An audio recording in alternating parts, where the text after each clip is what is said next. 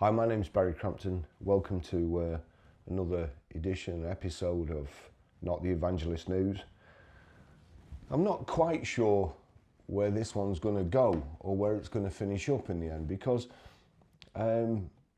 this kind of started a couple of years ago. I have a thing about adverts and false advertising, and I really think it should be clamped down on. I mean, I realise that, you know, you buy one, you get one free, you buy one, you get one. It sticks in people's heads. And it used to be the same when I was younger in the car job. BOC, better people to buy from. You know, and I mean, 50 years later, it's still in my head. BOC, better be, and used to sing it at the end. You know, I'll spare you the sufferings like. And he saw them all in one showroom. BOC. BOC, better people to buy from. Over the years, I've worked with some fancy salesmen, and I've always been, no matter. I went to work in a supercar dealer for Amari. Before I started, I bought some new suits, really smart suits. I was there for about a week, and I noticed the people that came to buy supercars didn't wear suits. You know, they'd already made it, they'd done it. They didn't need to impress anybody. You know, the jeans, t-shirt and whatever. Amari, smart casual, jeans, and a shirt. Of course, his jeans had cost a fortune, but they were jeans. He said to me, I think you'd be better off wearing smart casual. And sure enough, I did. And trust me, I don't know why I did it there, because everywhere else, when I worked for myself and in the old days, I used to be cleaning cars, and I found the best way to sell cars was when you were cleaning them. Somebody would come in the showroom, they wouldn't be intimidated at all. You know, you go in Curry's and there's somebody there, can I help you, can I help you? You know, give me a shout. If you. And I'd be cleaning the car, and a customer would come in, and they wouldn't feel threatened, so they'd start asking you about the cars. And before you knew it, you'd cleaned the car and you'd sold it. So that was with overalls on. So why I thought I should be wearing a suit when I went selling supercars. Anyway, Amari put me straight. Still the same today. I don't wear suits, I wear jeans and so on. But I've worked with I've worked places where I had to wear a suit by, you know, order of the owner, the bosses and so on. But there'd always be somebody, you can always tell a salesman, the type of salesman, look at his shoes, honestly. If you look at his shoes and they're dirty, probably like mine are most of the time, but that's because I do other stuff, then they can't be bothered. If you look at somebody with casual shoes on, they're laid back, probably give you the time of day and perhaps honest answers. Someone with brogues, great shoe. I've got loads of them. I would say somebody who wears brogues, probably honest, trustworthy. And then you get the pointy shoe salesman. You know, the ones that you see them, they look at you, they're in the corner of the showroom, they look at you, and they've got a fancy suit on. Usually these days, for some reason, known best to themselves, it looks like it's been polished, it's like shiny stuff. And then you see the shoes, and they look like the Pied Piper of Hamelin. The shoes, you know, the toes end there and the points end there, and they're flicked up, and they get up and they walk over like the God's gift to salesmen. If they say, can you help me? Say, yeah, can you go and get somebody who wears brogues or casual shoes, you know, and send them on the way. And if they've got white socks and pointy shoes, trust me, avoid them. So I've worked with a few of these. For some reason, they always want to take a shortcut. They don't want to do the job. They want to sit there, they don't not get creases in the pants or something going out for a test drive. So you're best off not with them, because you won't get the information you want. You'll get the information that they think will lead to a quick sale. So that's my first bit of advice. I've worked with several of these, and I've worked with two in particular. And for some reason, if you sold a car, it always made them want to go to the toilet. Now, I don't know why, but when they come out of the toilet, they got a cold. So, two in particular were allergic to me selling cars. You know, to this day, I'll never know why that was. But they'd come from, they'd got sacked from these fancy car supermarkets. Both of them had. And the reason they got sacked was for not selling enough cars. Now, when you put targets on people, they do stupid things. So, they tell lies, for instance.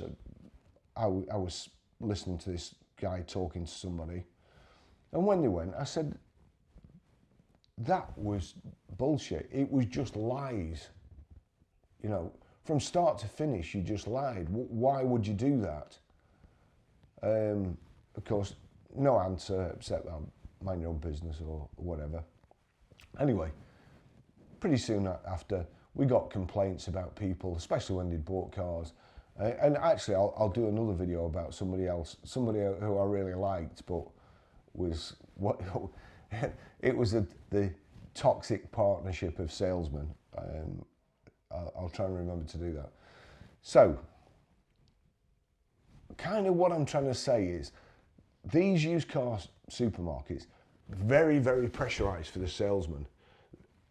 And the stress that puts you under when you've got a target to hit and, you know, it looks impossible, you start cutting corners.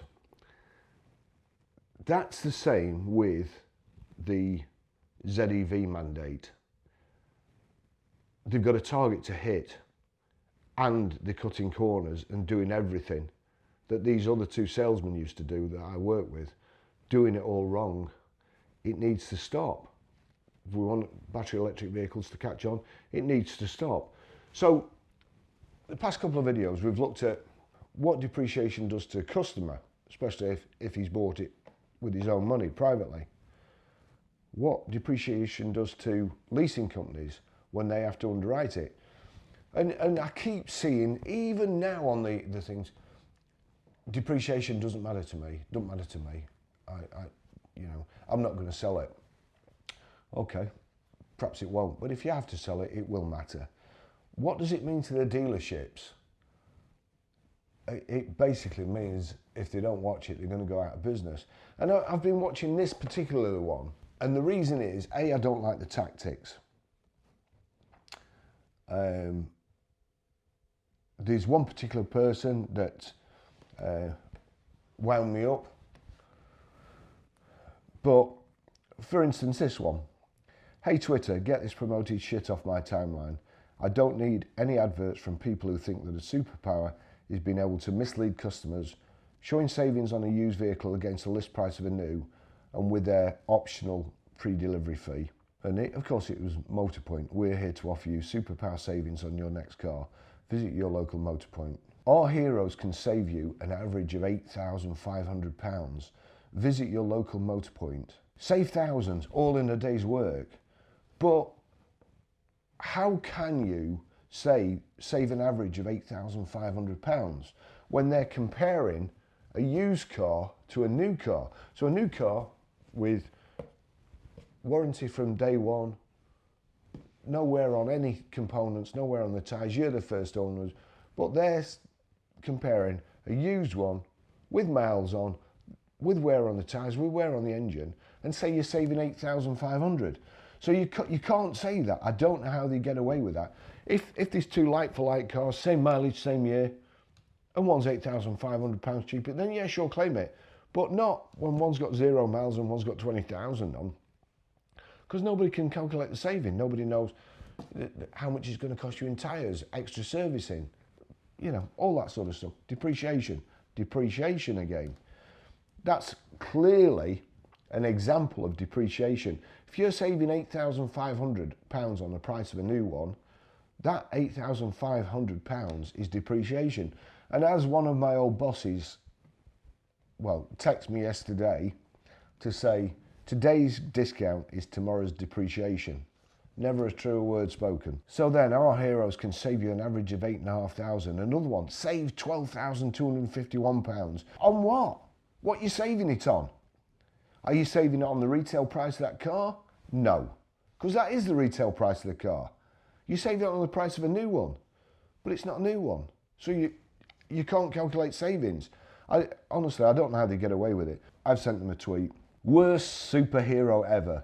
Lies about savings, man.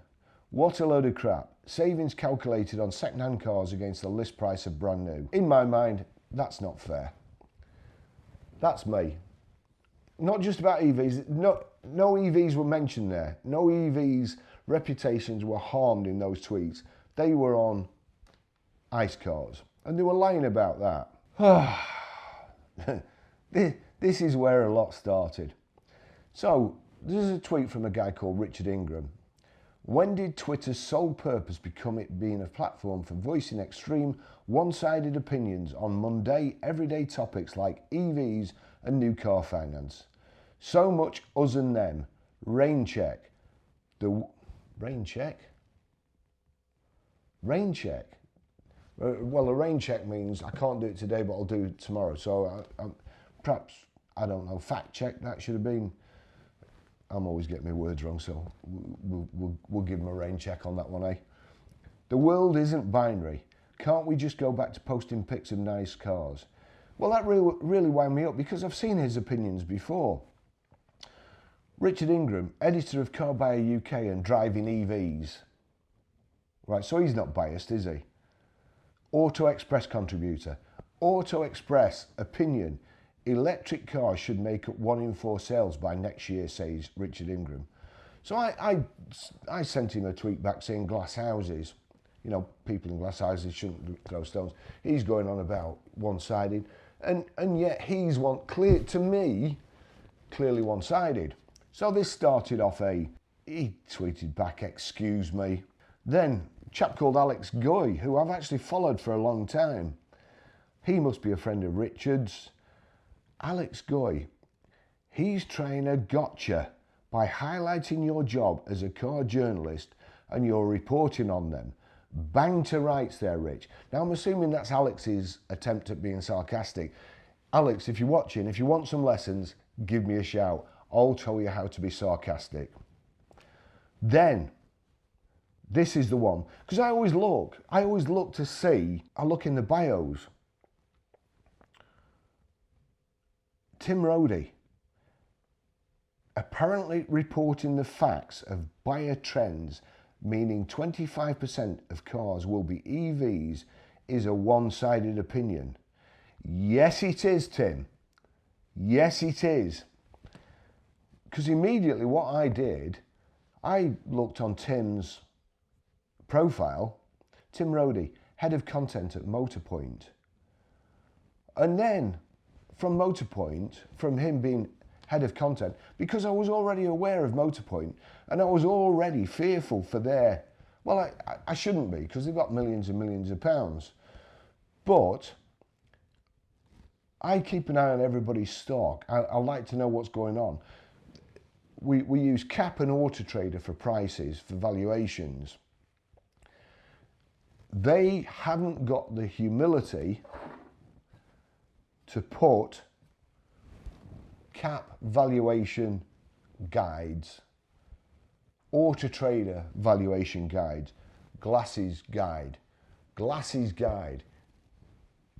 Parker's guide even.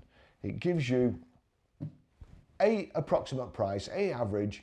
If your car is nicer than that, if it's got more extras, you work off that. However, on Auto Trader these days, they put you a price banner on, don't take into account any of that shit. Don't take into account of it. It's a waste of space, honestly. Don't take into account if your car's had the cam belt done, if it's had new tyres, if it's exceptional, if it's absolutely mint. Don't take any of that into account. They think it does, but it doesn't. Because you have a look, and we know because people can see our Range Rovers, and they say, God, this is the cleanest one I've seen. You know, I've been to another garage. I couldn't believe it. What a wreck. And guess what? The same price. And we have to try and advertise our good cars at the same price as other people advertise their bad cars. Otherwise, in a search from low to high, they never get to you.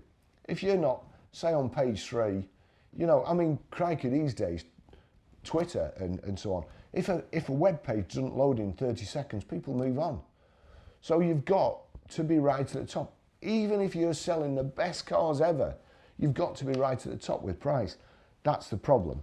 So I always keep an eye out on these, because these big people, they're the ones that control the prices. Arnold Clark don't take any notice of Auto Trader or Cap. Cap and Auto Trader take notice of Arnold Clark. So the amount of money we pay Auto Trader and Cap, I should just bin it and just watch Arnold, which is basically what I do. The big boys, I watch what their prices are. They control the prices, not the other way around. So when you see Cap saying, oh, prices have gone up, and Auto Trader, prices have gone up, Auto Trader's EVs have stabilised, go on Arnold Clark. And the other thing is, gosh, it's a good app. It really is. And I know Auto Trader don't like it, but Price Tracker, that tells you if prices are stabilising. You can see all the reductions, and it's all right somebody telling you that EVs have gone up £1,000, but when you see at the same time that somebody like Arnold Clark or those other idiots, Lookers, the big boys, Evans Holshaw, when you see they've put in their car down £1,000, you know that that headline is crap. That's how you make your mind up. That's how experience. That's how it works. Right, back to Motorpoint. So I looked at Motorpoint, and then I replied to him, because I looked at Motorpoint's website, and honestly, it almost gave me cold sweats, because if I was a sales manager and I looked at that website, I would not be able to sleep at night. I would go home and I'd be, Jesus Christ, what am I going to do tomorrow? You know, how can I? This is going to be a huge problem. We're in trouble here. We need to do something. We need to do it now. How do we get rid of them before it becomes a major problem, a major bottleneck? So I've put that, just simply trying to be objective and not get carried away with the hype. Let's not confuse registrations with actual sales or facts. After all, we are talking about the future. Now, as I remember, but I can't find it. So, you know, this could be, in your mind, another of all the things that never happened, this didn't happen the most. And I sent him a direct message. And the direct message was, like, you know, you're kind of on about 1 in 4 cars going to be EVs. If I was your sales manager or your general manager, your dealer principal, or your zoney, the guy in charge, I would be worried about your EV stock. You're way overexposed, way overexposed. Then when you start looking at them, you know, I go through them. That's a pretty, unfortunately, it's a screenshot.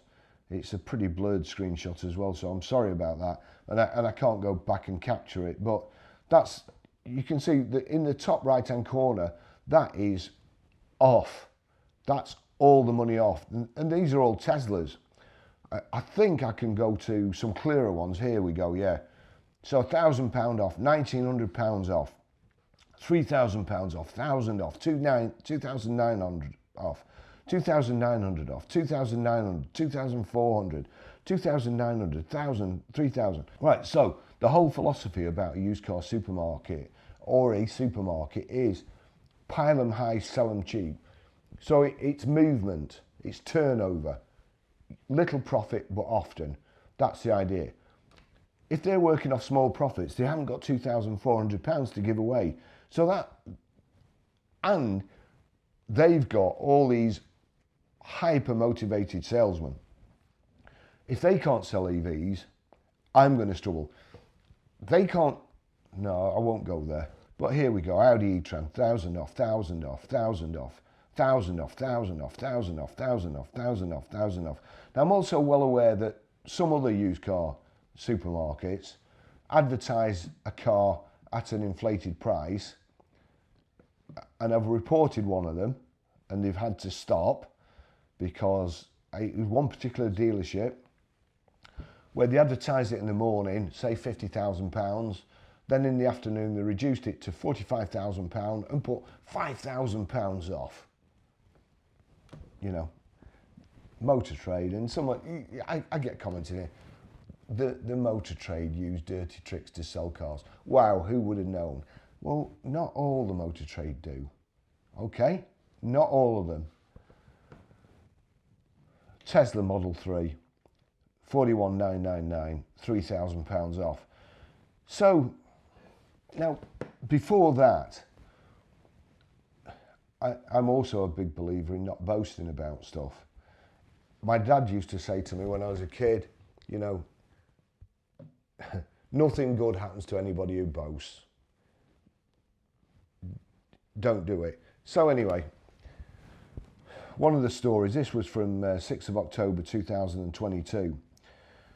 And the headline is, and I also know that clickbait headlines don't do you any favours. Motorpoint says rivals aren't ambitious as it warns of worsening used car market. Update to London Stock Exchange reveals profit has fallen from 13.5 million to 3 million in first half. Used car market is being seriously hit by consumers stuck by cost of living crisis. I think that should be struck. Motorpoint will still invest for growth, but analysts cut profit forecasts for group in half. But they're still kind of boasting. Anyway, what they were saying is the profits were down because of investment, I think. So we'll give them the benefit of the doubt there. So this is where we get on to EVs and dealers, how it affects dealers. Motorpoint reveals strong Q3 trading, but plummeting used electric car values dent performance. Revenue for Q3 came to 1.06 billion, Motorpoint reveals. Falling electric car values and higher financing costs dented performance though. Motorpoint has given a bullish third quarter trading update, but said it's felt the effects of plummeting used electric ar values. Now, this is when it started happening. Everybody says that EVs started tanking when Elon reduced the price of Teslas. That was January the 16th, 2023. But I'd already pointed out that it already started tanking, probably about August. And I could see they were building up on Auto Trader and in people's stocks.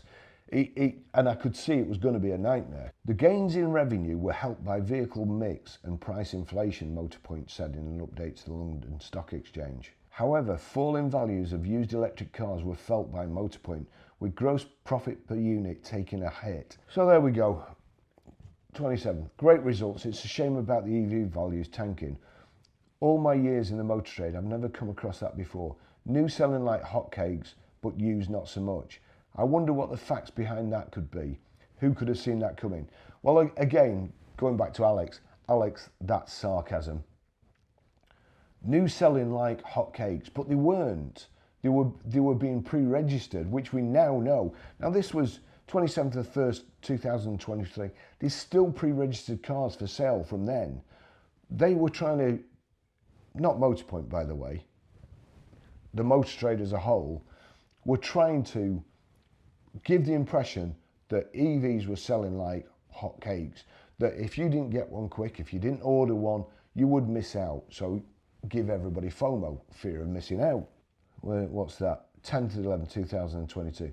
Must get me some of them new used EVs for stock. 12-month-old, 31 miles, no number plates, dealer self-registered, less than cost special.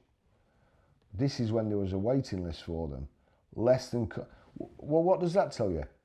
Less than cost special, plus stocking charges, plus how many times that money could have been used and turned over, means that the dealer will be blowing his brains out.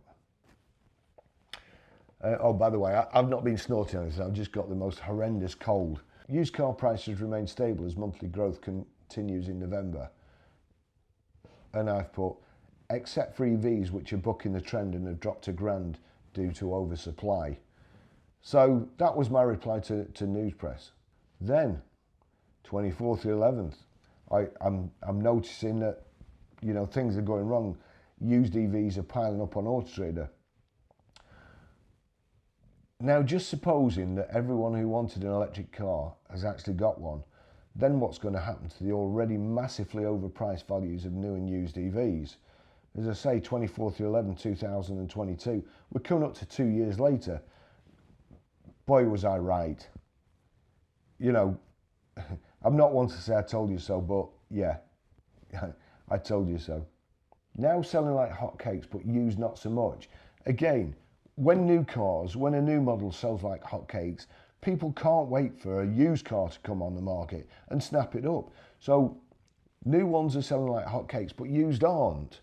So there's like a disconnect between the two. Alarm bells there, straight away, alarm bells. 27th of the 11th, 2022. New electric vehicle sales up 48%. Used electric vehicles for sale on Auto Trader UK up 200%. So hang on, let me think. Were they all just registered by dealers, or did they actually sell some to real customers? So, I was questioning back end of the year, and then we get this from 28th 11th 2022. Used car prices dropped 1.2% in November as electric car prices plummet.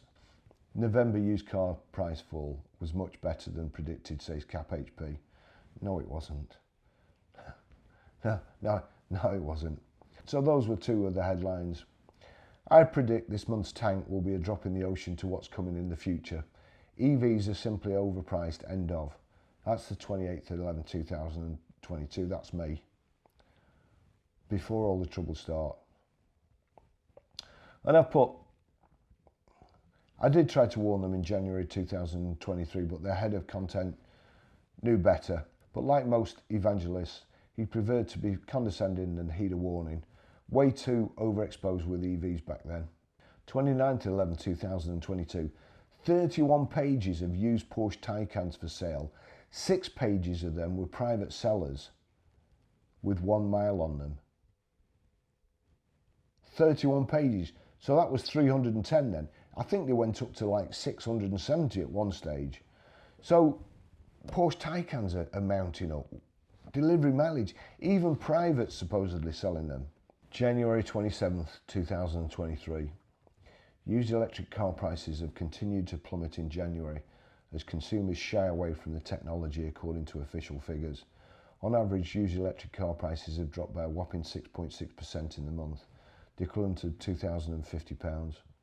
Trade valuations firm CapHPI has revealed the latest data on free falling electric car prices, and they show some models fell by more than £5,000. Wasn't the headline a short while ago that wasn't as bad as expected or something?